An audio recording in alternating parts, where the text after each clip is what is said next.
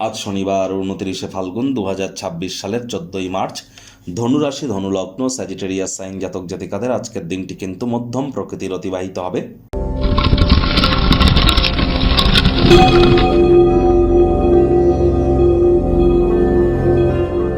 ভিডিওটির শুরুতে স্ক্রিনে আপনারা দেখতে পাচ্ছেন শনি মহারাজের প্রণাম মন্ত্র। ওম নীলাঞ্জন চয় প্রক্ষং রবি সুতং মহাগ্রহম ছায়া গর্ভসম্ভূতং তং নমামি শনিশ্চরম। এটি আজ সন্ধ্যেবেলার সময় আপনারা 108 বার, না পারলে 26 বার অথবা 8 বার আপনারা জপ করুন, বহুলাংশ উপকৃত হবেন। অনেক জ্যোতিষরা বলেন যে শনি মহারাজের বিভিন্ন ধরনের প্রতিকার দিয়ে থাকেন।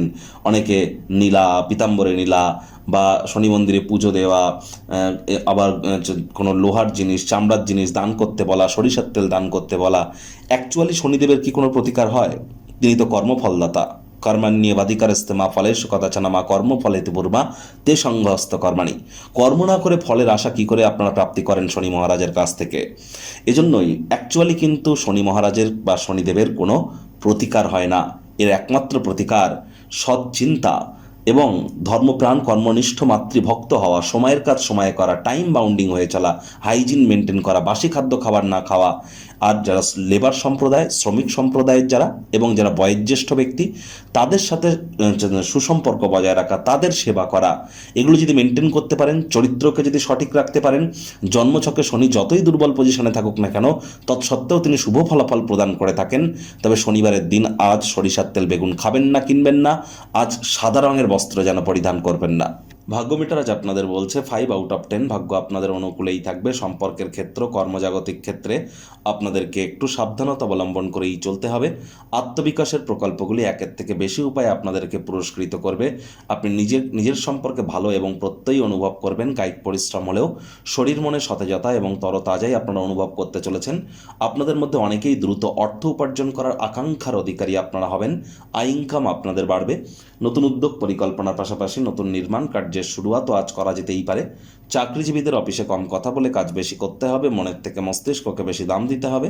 কোনো প্রকার অফিস পলিটিক্স বা গসিপিংয়ের অংশ যেন হবেন না। বসের কিন্তু কুনজরে আপনারা পড়ে যেতে পারেন। রাজনীতিবিদ যারা আছেন, জনসংযোগ বৃদ্ধি করুন।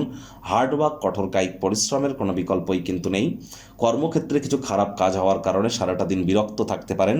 তবে এ নিয়ে অত্যন্ত ভাবনা চিন্তা করলে মূল্যবান সময় কিন্তু নষ্ট হতে পারে। আজ শিক্ষার্থী বিদ্যার্থীদের পড়াশোনায় মনোযোগ আরও বৃদ্ধি করতে হবে। রাজনীতিবিদদের জনসংযোগ বৃদ্ধি করতে হবে। সন্তান সন্ততি থেকে থাকলে তাদের এদিকে সজাগ দৃষ্টি বজায় রাখতে হবে। হাউস ওয়াইফ যারা আছেন, দিনের শুরুটা তাড়াতাড়ি করুন।